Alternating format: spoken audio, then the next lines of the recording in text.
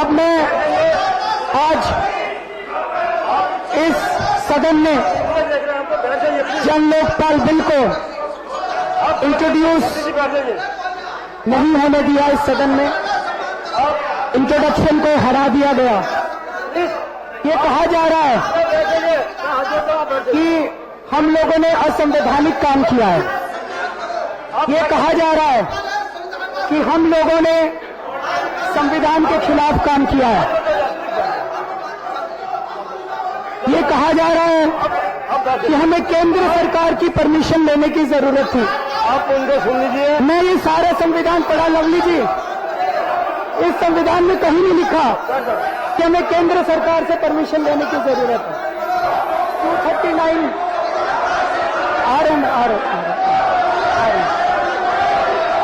इस संविधान में कहीं नहीं लिखा, इस संविधान में कहीं नहीं लिखा कि हमें केंद्र सरकार से परमिशन। बहुत बार कह रहा हूं, ये अव्यवस्था पैदा मत कीजिए। इन पेश करने के लिए हमें केंद्र सरकार से परमिशन लेने की जरूरत है। 239 AA3C वो कहता है कि हम दिल्ली असेंबली, दिल्ली विधानसभा, मेरे पास भी है, लेकिन गृह मंत्रालय ने, मुख्यमंत्री जी, गृह मंत्रालय ने कहा है कि आपने झूठ बोला है कि हमें केंद्र सरकार से परमिशन लेनी है। ये तो दिल्ली विधानसभा के अधिकारों के खिलाफ है। मैंने जब मुख्यमंत्री की शपथ ली थी, मैंने संविधान की शपथ ली थी, मैंने केंद्र सरकार के आदेशों की शपथ नहीं ली थी, मैंने केंद्र सरकार के आदेशों की शपथ नहीं ली थी।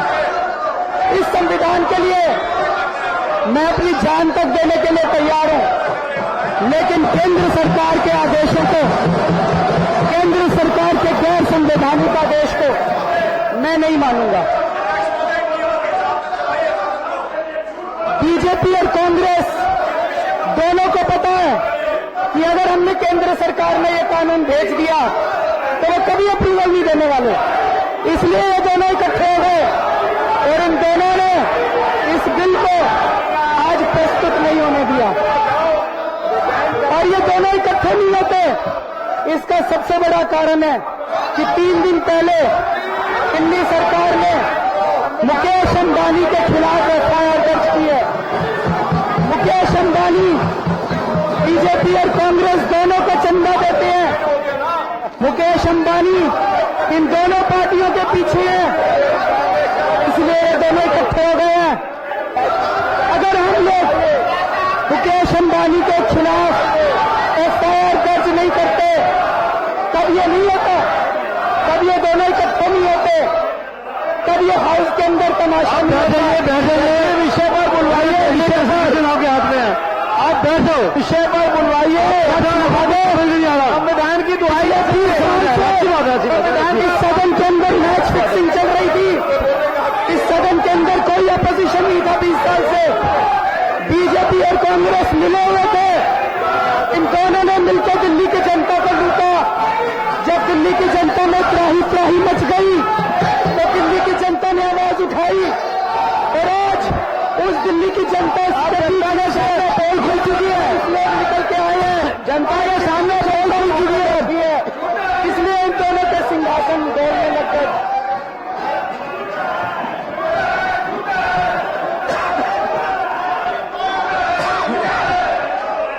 और अध्यक्ष महोदय, ये दोनों पार्टियां जो अभी तक पर्दे के पीछे एक साथ हुआ करती थी, कल सारे देश सदन में बना गई।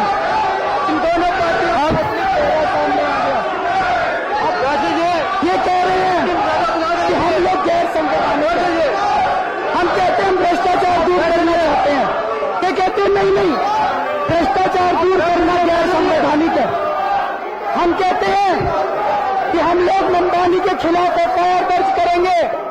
आज मोइली साहब ने बोला है कि हम एफआईआर दर्ज करना गैर संवैधानिक है। भ्रष्टाचार दूर करना गैर संवैधानिक है, लोकपाल बिल पास करना गैर संवैधानिक है।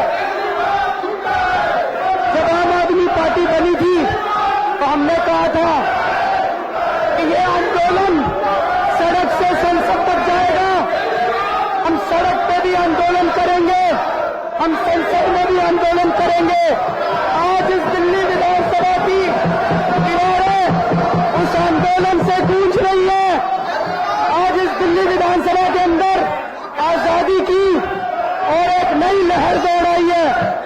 इस क्रांति को अब संसद के अंदर लेकर जाना है।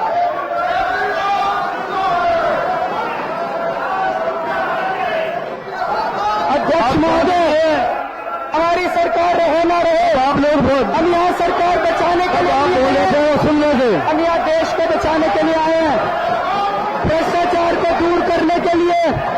अगर 100 बार मुख्यमंत्री की कुर्सी को दांव पे लगाना पड़े तो 100 बार क्या 1000 बार भी अपनी सरकार को दांव पे लगाने के लिए तैयार है।